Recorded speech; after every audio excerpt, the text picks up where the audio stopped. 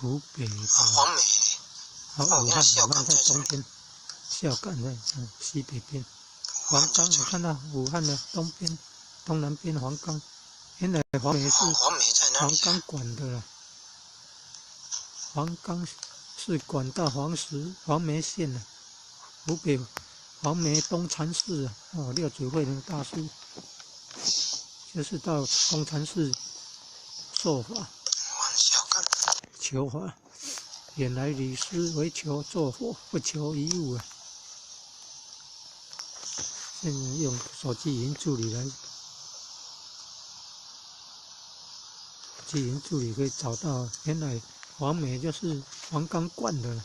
你看离江西的九江，江西省会南昌北边九江鄱阳湖那个九江北边九江离那个黄梅很近了，你看九江离黄冈的黄梅东禅寺就比较近了，你看。六祖很辛苦，从广州附近往北走，要走一个月左右才到湖北黄梅东禅寺要礼拜五祖弘忍大师原来李师为求做佛，不求一物